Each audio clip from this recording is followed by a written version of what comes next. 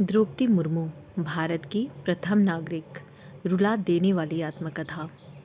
आदिवासी परिवार में जन्मी द्रौपदी का जन्म उड़ीसा के मयूरगंज जिले के बैतपोसी गांव में 20 जून 1958 को हुआ था। द्रौपदी संथाल आदिवासी जाति समूह से संबंध रखती हैं। उनके पिता का नाम बिरांची नारायण टुडू एक किसान थे। द्रौपदी के 2 भाई हैं। द्रौपदी की शादी श्यामाचरण मुर्मू से हुई। उनके 2 बेटे और 2 बेटी हुई। साल 1984 में इनकी एक बेटी की मौत हो गई।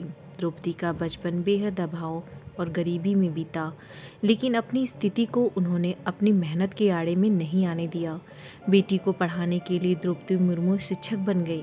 कॉलेज जाने वाली गांव की पहली लड़की मुर्मू की स्कूली पढ़ाई गांव में हुई। मुर्मू अपने गांव की पहली लड़की थी जो स्नातक की पढ़ाई करने के लिए भुवनेश्वर तक पहुंची।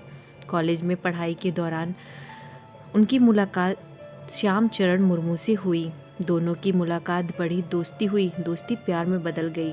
श्यामचरण भी उस वक्त भुवनेश्वर के एक कॉलेज में पढ़ाई कर रहे थे। शादी का प्रस्ताव लेकर द्रौपदी के गांव में श्याम ने डाला डेरा। बात 1980 की है।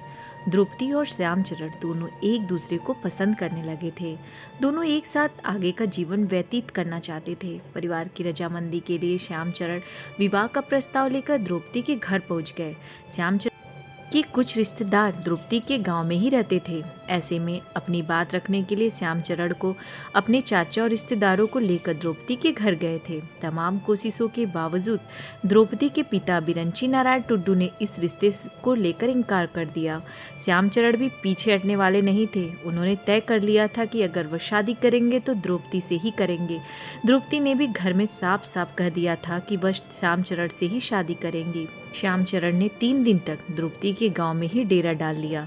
थक हाकर द्रौपदी के पिता ने इस रिश्ते को मंजूरी दे दी। द्रौपदी के ससुराल वालों ने दहेज में दिए थे गाय, बैल और 16 जोड़ी कपड़े। शादी के लिए द्रौपदी के पिता मान चुके थे।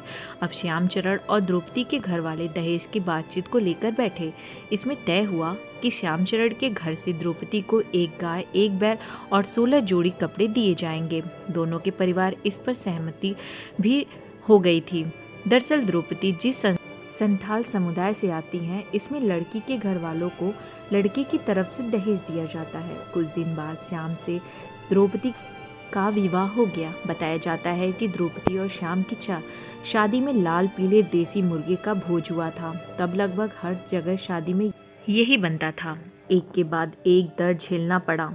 1984 में छोटी बेटी की मौत के बाद 2009 में द्रौपदी को जीवन का बहुत बड़ा दर्द झेलना पड़ा। उनके 25 साल के बेटे लक्ष्मण मुर्मू की रहस्यमय तरीके से मौत हो गई।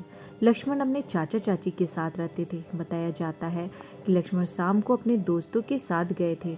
देर रात तक एक ऑटो से उनके दोस्त ने उनको घर छोड़कर गए। उस वक्त लक्ष्मण की स्थिति ठीक नहीं थी। चाचा चाची के कहने पर दोस्तों ने लक्ष्मण को उनके कमरे में लिटा दिया। उस वक्त घर वालों को लगा कि थकान की वजह से ऐसा हुआ है, लेकिन सुबह बेड पर लक्ष्मण अचेत मिले थे। घर वाले डॉक्टर के पास ले गए, तब तक उनकी मौत हो चुकी थी। इस रहस्यमय मौत का खुलासा अब तक नहीं हो पाया। 4 साल बाद ही मिली दूसरी झकझोर देने वाली खबर। बेटे की मौत के सदमे से द्रौपदी अभी उभर भी नहीं पाई थी कि उन्हें दूसरी झकझोर देने वाली खबर मिली। ये घटना 2013 की है, जब द्रौपदी के दूसरे बेटे की मौत एक सड़क दुर्घटना में हो गई। द्रौपदी के 2 जवान बेटों की मौत 4 साल के अंदर हो चुकी थी। वह पूरी तरह से टूट चुकी थी। उससे उबरने के लिए उन्होंने अध्यात्म का सहारा लिया।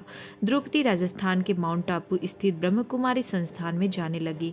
यहाँ कई दिन तक वह ध्यान करती रहीं। तनाव को दूर करने के लिए राजयोग सीखा। संस्थान के अनेक कार्यक्रमों में हिस्सा लेने लगी। फिर अगले साल ही पति भी दुनिया छोड़कर चले गए। 2 बेटों की मौत का दर्द अभी कम भी नहीं हो पाया था कि 2014 में द्रौपदी के पति श्यामचरण मुर्मू का भी मौत हो गया। बताया जाता है कि श्यामचरण मुर्मू को दिल का दौरा पड़ा। उन्हें घर वाले अस्पताल ले गए, जहां डॉक्टरों ने उन्हें मृत घोषित कर दिया। श्यामचरण बैंक में काम करते थे। अब द्रौपदी के परिवार में केवल बेटी इतिश्री मुर्मू है। धन्यवाद।